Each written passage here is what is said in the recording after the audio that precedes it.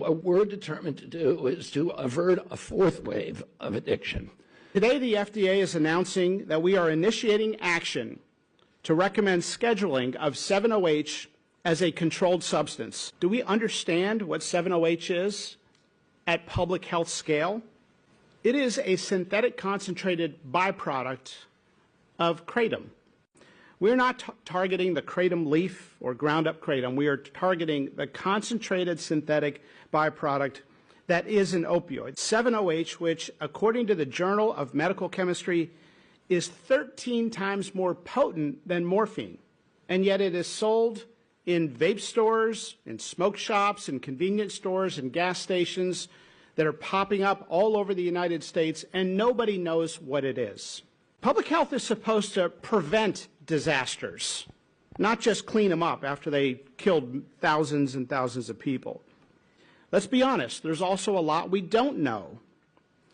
This may be the calm before the storm. It may be the tip of the iceberg, but let's be aggressive and proactive.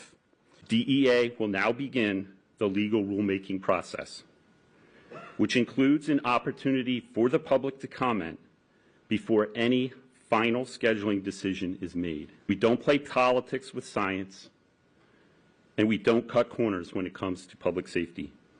I spent 14 years as a heroin addict, and I've been 43 years in recovery.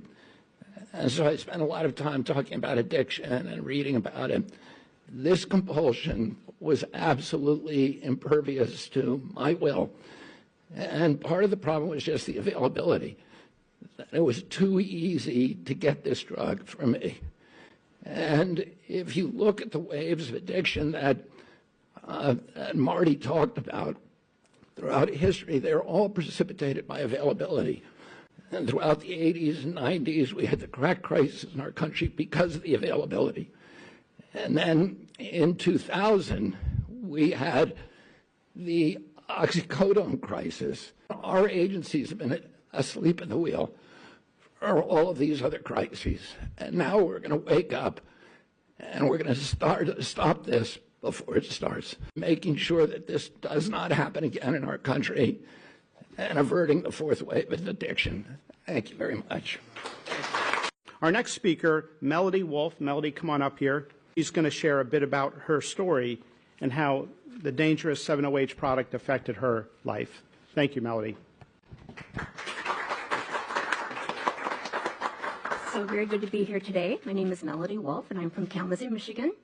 I have 3 grown children, and I'm going to be celebrating my 39th wedding anniversary on July 31st. So I'm very happy to get to do this and have my family see me doing this today. I'm also a 20-year chronic pain patient. I spent 8 of those years in bed. Our home was a pretty dismal place. My kids had fans on in the rooms at night because they needed to sleep and they couldn't hear me crying in the downstairs. They were able to go to very few activities because I was bedridden. And they had no parent to take them. My husband was working, and so I missed out on a lot of activities that they should have been at. And to be quite truthful, my marriage was headed for a divorce. But remember, I'm celebrating my 39th wedding anniversary soon. I saw many doctors at the Cleveland Clinic, the University of Michigan Rheumatology, and so many specialists.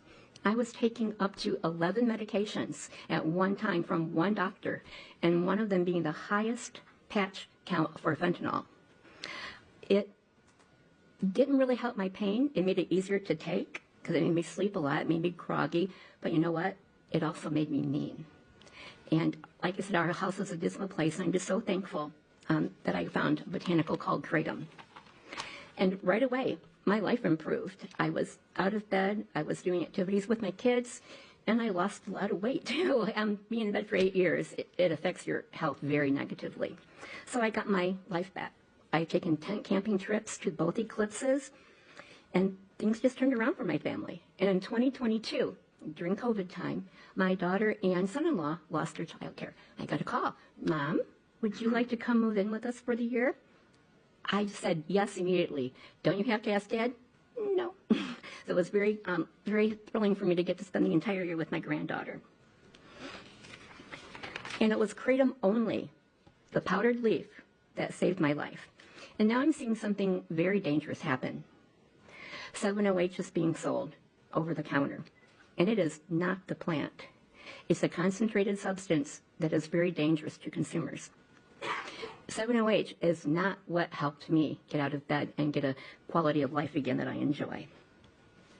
I check at my smoke shops to make sure that they're selling products appropriately, that there's labeling on them, that they have a no minors, and that Kratom is behind the counter locked up.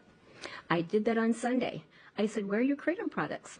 He said, "Oh, here they are." He handed me a 7-OH product. And I said, "That's not Kratom." And he was very confused. He said, "It's not, I thought it was." I said, "No, it's not." I briefly explained it to him. And then when I told him that I do not take 7-OH, I never would, he said, "Well, I'm very glad to hear that, because many of my customers tell them that it takes them back to their heroin days." And there is the big danger. So this is what's happening. 7-OH is pulling people away from the opioid use that they've been trying to get away from. 7-OH needs to be off of the shelves. Thank you.